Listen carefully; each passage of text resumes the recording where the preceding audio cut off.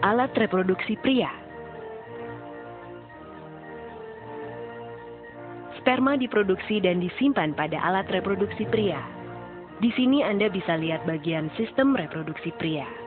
Testis atau buah zakar, penis atau batang zakar, uretra atau saluran kencing, vas deferens atau saluran benih, kelenjar prostat, vesikula seminalis atau kantung mani. Dalam testis, terdapat apa yang disebut tubulus seminiferus. Tubulus seminiferus adalah organ yang memproduksi sperma. Ovarium wanita hanya memproduksi 1 telur dewasa setiap bulan. Sementara, tubulus seminiferus pria memproduksi lebih dari 12 miliar sperma setiap bulan. Bagian di atas tubulus seminiferus adalah epididymis. Sperma berkumpul ke epididymis untuk didewasakan. Proses ini berlangsung selama 20 hari.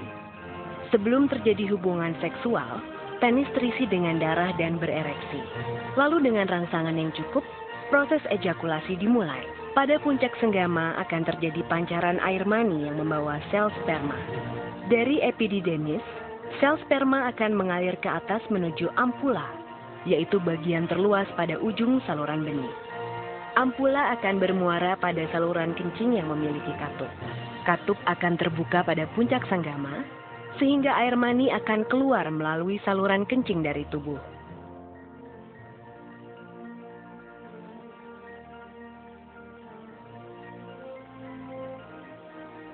Alat reproduksi wanita. Untuk memahami proses produksi telur, mari kita lihat beberapa organ reproduksi wanita atau alat kelamin wanita. Ini adalah uterus atau rahim, tuba falopi, ovarium atau indung telur, vagina atau mulut rahim. Mari kita perbesar ovarium untuk melihat perkembangan telur. Kita bisa melihat dalam ovarium di sebelah kiri, gambar berwarna ungu adalah sel telur yang sedang berkembang. Semenjak dilahirkan, seluruh sel telur yang dimiliki wanita tersimpan di dalam ovarium dalam keadaan tak berkembang. Sebulan sekali, perintah hormonal dari otak memerintahkan ovarium untuk memproduksi folikel, di mana folikel yang dominan akan melepaskan sel telur dewasa untuk pembuahan. Lihat folikel yang berkembang dalam ovarium ini. Folikel adalah kumpulan sel yang mengelilingi telur dan menyuburkannya.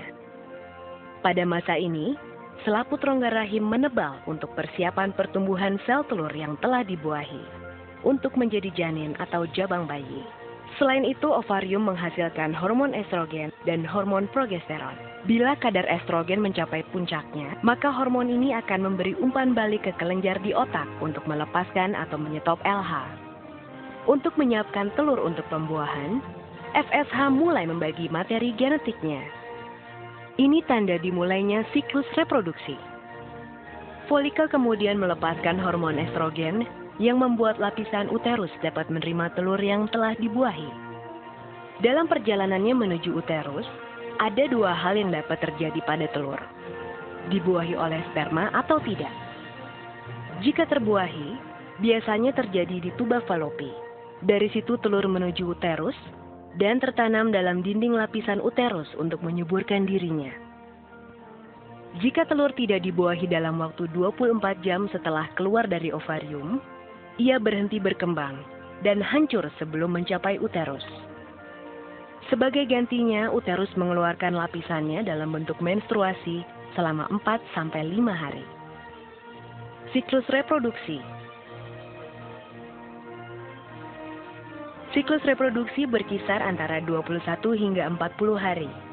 Hanya sekitar 10 hingga 15% wanita yang memiliki siklus 28 hari.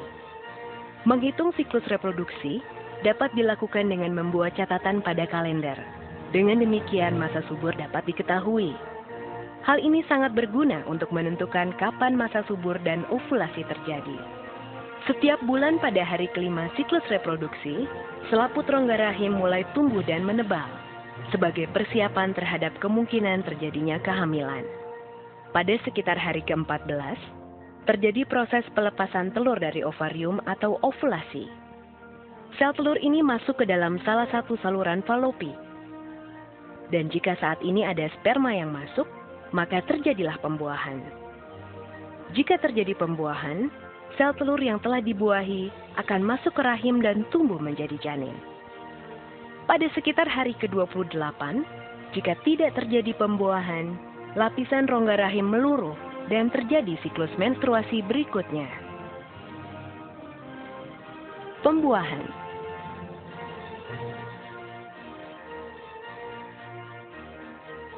Jutaan sperma dilepaskan dalam satu kali ejakulasi saat puncak senggama. Setelah dipancarkan ke dalam mulut rahim, sel sperma bergerak ke dalam rongga rahim dan saluran telur untuk mencapai sel telur yang matang dan siap dibuahi. Dari jutaan sperma yang dipancarkan, hanya beberapa yang dapat bertahan hidup mencapai indung telur, dan hanya satu yang akan bertahan hidup mencapai indung telur. Sperma kemudian mempenetrasi dinding sel telur. Kemudian mengkombinasikan materi genetiknya dengan sel telur dalam proses yang disebut pembuahan. Kehamilan. 3 bulan pertama kehamilan terjadi selama 14 minggu dari 40 minggu masa kehamilan. Pada masa ini wanita mengalami berbagai perubahan emosi yang dikarenakan perubahan hormon pada tubuhnya. Dan pada saat ini pula sering terasa mual-mual pada pagi ataupun malam hari. Pada minggu pertama, hampir seluruh organ internal janin telah terbentuk. Janin mulai mengepal, bahkan sudah dapat sedikit bergerak. 3 bulan kedua, minggu ke-15 sampai minggu ke-27 kehamilan, wanita mulai mengalami gejala sesak nafas. Pertumbuhan janin di perut mulai terlihat. Muncul kerut dikarenakan membesarnya kandungan. Pertumbuhan janin terjadi paling cepat di minggu ini. Tangan dan kaki janin berkembang semakin kuat. Gerakan janin semakin dapat dirasakan ibu yang mengandung. Walau organ janin telah hampir terbentuk, paru-parunya masih harus berkembang. Janin bertambah besar dan berat. Pada 3 minggu terakhir, minggu ke-28 sampai 40, bayi dan paru-parunya terus berkembang. Sulit bagi wanita menemukan posisi yang nyaman, baik saat tidur ataupun terbangun pada usia kehamilan ini. Pada akhir minggu ke-40, bayi terdorong ke bawah. Hal ini merupakan tanda persalinan akan dimulai.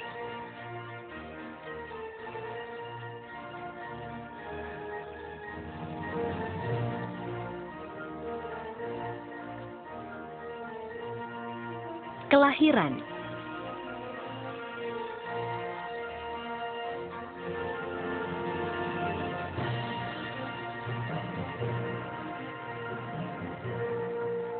Ketika pembukaan mencapai 10 cm, terjadi dorongan, tanda persalinan akan dimulai. Bayi memulai perjalanan melalui saluran rahim. Saat kepala bayi mulai berputar, ia dapat saja terluka ketika menuju ke bawah saluran rahim yang sempit pembukaannya. Tulang kepala bayi memiliki ruang yang bernama fontanel, yang membuat kepala bayi memanjang dan cukup untuk keluar melalui saluran rahim. Kepala dan pundak bayi disangga, sementara bagian tubuh lainnya keluar dengan mudah. Ketika keluar, kepala bayi secara otomatis kembali ke ukuran normalnya. Keluarga bahagia yang telah melaksanakan program keluarga berencana ini nampak riang gembira. Penantian panjang selesai sudah. Berharap bayi mereka kelak kan menjadi anak yang berkualitas.